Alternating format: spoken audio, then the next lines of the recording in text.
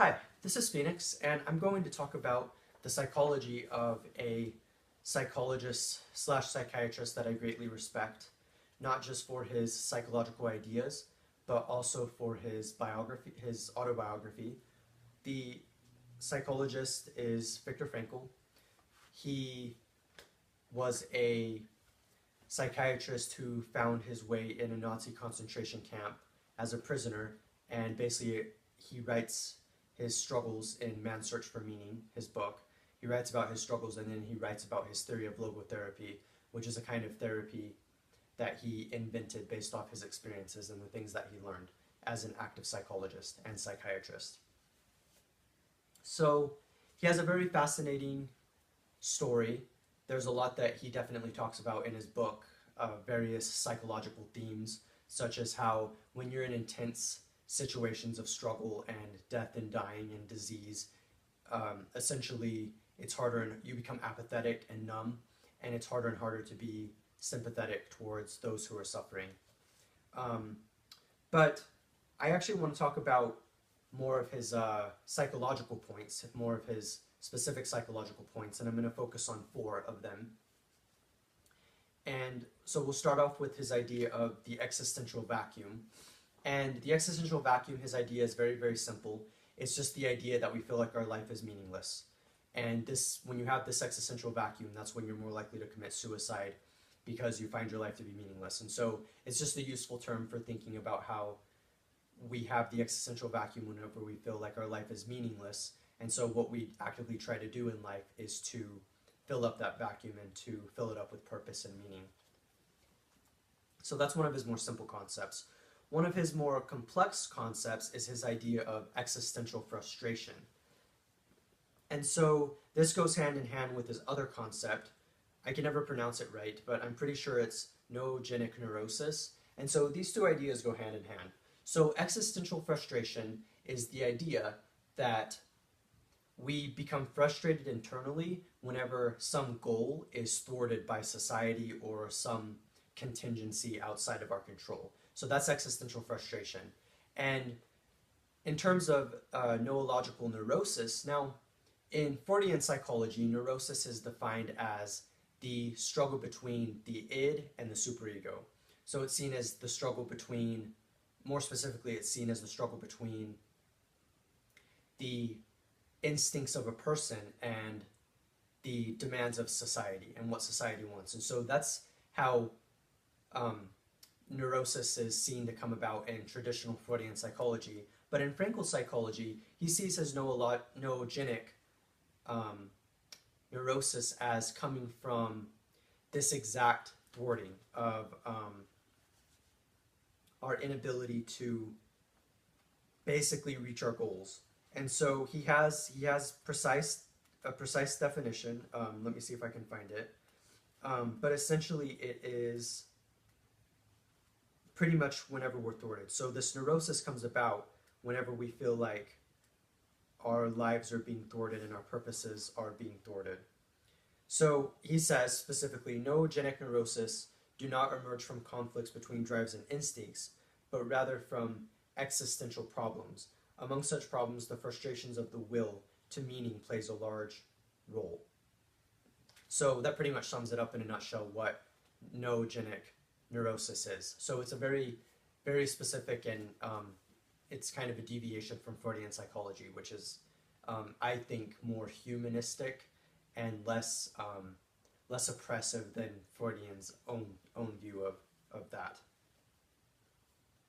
Now, lastly, there is the idea, and speaking of existential frustration, one of the things that he talks about is a lot of the times we try to see neurosis as the result of some kind of mental illness or some kind of mental disease. But Frankl argues that this neurosis can sometimes actually be very natural. So when we have this existential frustration, so we cry, for instance, or we get angry because we haven't been able to achieve what we've wanted, it's actually a very human thing to do.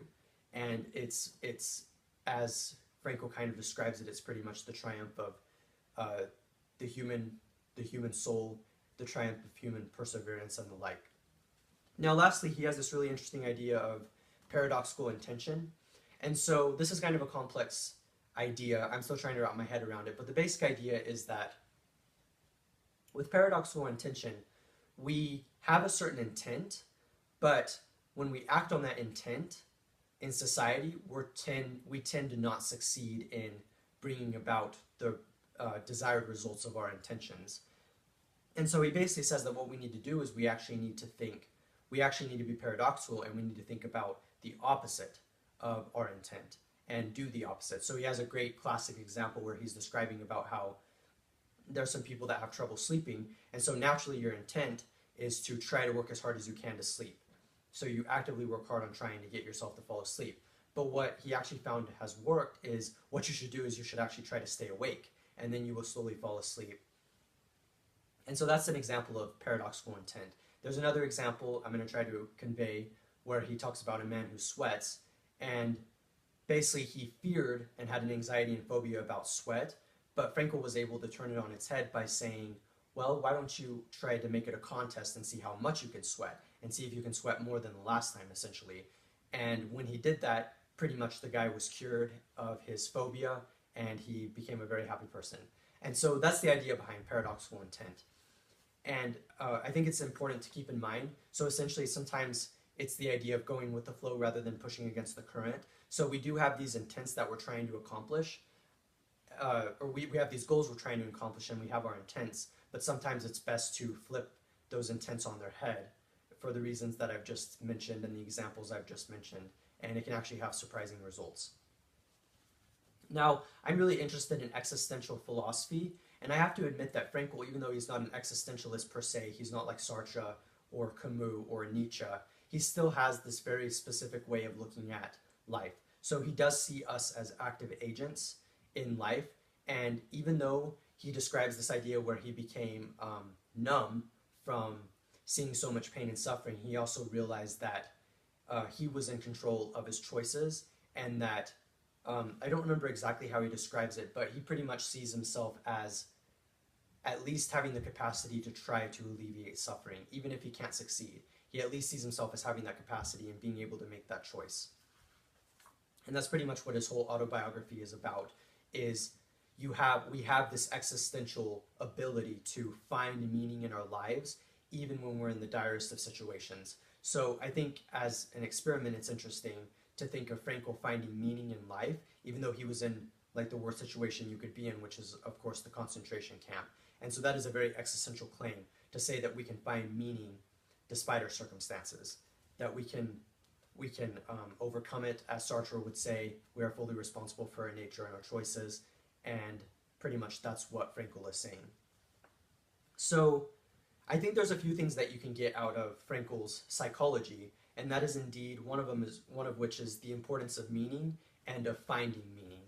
And so again, to go back to what I was saying about how we can find meaning even in the direst of circumstances, but it's not even more than that. It's how meaning and finding meaning drives our lives, and how we often take that for granted because we get caught in day-to-day grit, and we forget that there's meaning in every little action that we do, or that there could potentially at least be meaning. And we become so numb that we forget that that's how it is, and sometimes we need things to happen for us to realize that, wow, we haven't really been searching for meaning. We haven't lived a life of meaning. So there's that. There's also what you can get out of his book is the idea of the value of suffering. And so essentially, suffering, we try to see it as something that is undesirable. We have an aversion to it. But according to Frankl, suffering actually has a lot of value. It definitely has a lot of value because it can help shape us. It's a cliche, but essentially suffering can mold us to become stronger people. And so, in his own words, he would say, we must never forget that we may also find meaning in life, even when confronted with a hopeless situation, when facing a fate that cannot be changed. For what then matters is to bear witness to the uniquely human potential at its best, which is to transform a personal tragedy into a triumph, to turn one's predicament into a human achievement. When we are no longer able to change a situation, just think of an incurable disease such as inoperable cancer, we are challenged to change ourselves. So, and I think that that's interesting. I think that that's definitely important to keep in mind, that suffering can indeed enrich our lives, not in a sadistic or a masochistic sense. In fact, Frankl makes it clear that that's not what he means. He's not saying that we actively seek out suffering, but he's saying that if we allow suffering to mold us and shape us, we can become stronger people, and we can find the meaning that we definitely search for. Now, I wanted to share real fast another story that Frankl talks about, simply to bring it up because I think it's interesting. But it's basically there was a mother who had two sons, one who was bound to a wheelchair and another son who died. And when the son died, she lived for a long time without meaning, and to the point to where she finally decided to try to commit suicide. And she basically tried to kill her son as well. And the son, who was bound to a wheelchair, was like, "No, you're not going to kill me. I find meaning in this life. I'm a happy person." And that completely changed her perspective. And ironically, that was how she found meaning. Just checking the time. And that was how she found meaning. And I think that that's just extremely powerful, that we can find meaning in the most unexpected places. And through our efforts, we can find meaning in just unprecedented ways. And I think that that's really powerful. So essentially, what can be learned and what can be taken away from Frankl's psychology? Well, I think there's a lot of things that can be taken away. I think I've kind of hinted at and discussed pretty decently what I kind of feel about it. But I mean, I guess really what I feel is that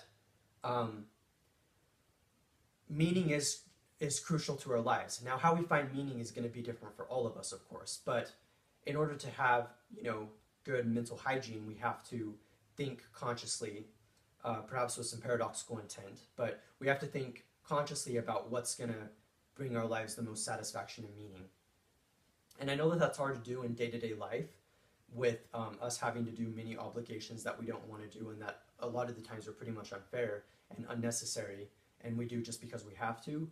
But it seems to me that the best thing that we can take away from Frankl is just this idea that we are free beings, that if he was able to live in a concentration camp and still find a lot of meaning in his life, then any of us can find meaning in modern day America, where we have pretty much everything at our disposal. We can find meaning, and there's no excuse to prevent us from living a full life. So as a side note for me, I believe that I am searching for meaning, and even though I haven't found the deepest meaning that I've been looking for, I've still found a lot of meaning. And I find that via my writing, via even making these YouTube videos, for instance, or my blog, my books, and stuff like that, and I find a lot of meaning. And that enriches my life. And I think that that's what we can learn from Frankl, is definitely that if we find something that means to us and that has meaning to us, then we can be much happier people, and we can be a lot more productive for society. Again, this is Phoenix, and thank you.